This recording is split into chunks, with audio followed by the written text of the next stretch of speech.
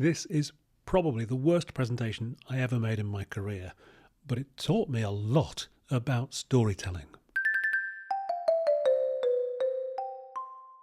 Okay, so picture this. I'm a young journalist. I've got maybe 3 years experience under my belt, and I go for my next big job at the BBC. This is not working for the local or the regional news. This is working for the national news on the big stories of the day. As a researcher, I'm there to support the reporters and to basically make everything work for them so they can look good on telly. Okay, so I go for this job and I've prepared meticulously. I know they're going to ask me to do a presentation about how I would tackle a particular story in our patch. So I've done so much work. I've prepared meticulously for this story I want to present. The story was about local politics, and it was about how certain groups were trying to infiltrate the governing party at a local level and switch it into a more radical direction. And there were lots of accusations and bits of backstabbing, and it had national implications for the party involved. I did the research. I knew what I was talking about. I got into the interview and, oh my word, I did such a bad job. I remember getting feedback after the interview, and the HR people rang me up and said, "Oh, sorry to say you haven't been selected for the job, but thank you for replying."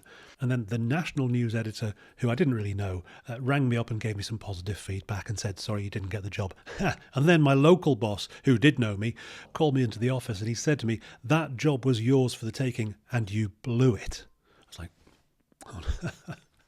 I felt so bad. Here's what I think I got wrong. First of all, I just tried to throw facts at people from my research, and I was obsessing about what I thought was interesting in this story and demonstrating all these facts. And after a while, I just completely lost the audience. People were kind of sitting back and sagging and their eyes were rolling, and it was just a nightmare. I knew I hadn't got the job. So what's the lesson that I take from that now, looking back? When I look back and I cringe at how what a terrible presentation that was. The first and most important lesson I would say about storytelling generally, whether it's a presentation or a document or a pitch or anything, the number one lesson is it's not about you, right? It's not about you, it's about the audience you're trying to reach. It's not about what you think is fascinating and important, it's what matters to them. When you're in business and you're involved in business storytelling, it's not even about what you know. That's a kind of academic way of thinking about information. I need to demonstrate what I know. No, in business, the most important part of the story is what have you got that's valuable for the person you're talking to? So the number one rule I guess I learned looking back in hindsight is it's not about you. It's not about what you're excited about. It's about your audience. And when you lose sight of that, that's when you get into trouble. That's when you become boring because you're talking about stuff that's interesting you. You're not paying attention to your audience. As my career in the BBC developed, I got a bit better at this kind of thing, and I got better at doing presentations, and I brought a lot of energy to them. Occasionally I'd come back from a meeting where I'd done a presentation and my boss would say to me, how did the meeting go? How did the presentation go? And I'd go, I think they liked me, right? Because I need to be liked. I like to be liked. I need to be liked. And so I'd say, oh, they liked me, as if that was the point. Now, okay, there is a point in being likable in a presentation because you need people to listen and to trust you, but that isn't the point of doing the presentation. Remember, it's not about you.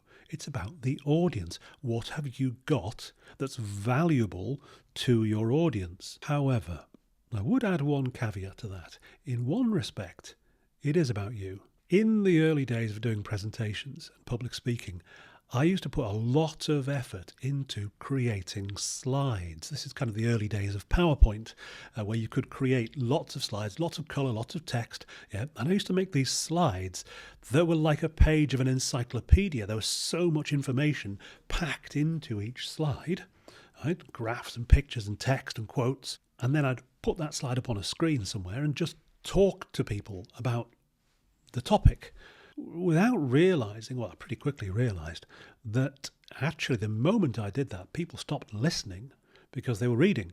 Because I just put 250 words up on the screen, and for the 60 seconds it took for them to read those 250 words, they were not listening to me. I was just an annoying voice yabbering away in their ear whilst they were trying to read. And that's probably the single biggest mistake I fix these days for clients when it comes to making presentations. Like, your slides are not the star of the show, and you have to figure out a way of doing this so that people's attention is on you whilst you're revealing information that's useful to them. So the number one rule I learned about storytelling, and I learned it the hard way, is it's not about you, it's not about what you know, it's about your audience and it's about what they need. But the number two rule is you actually still have to be the star of the show. You can't let your slides or your PowerPoint or your handouts take attention away from you.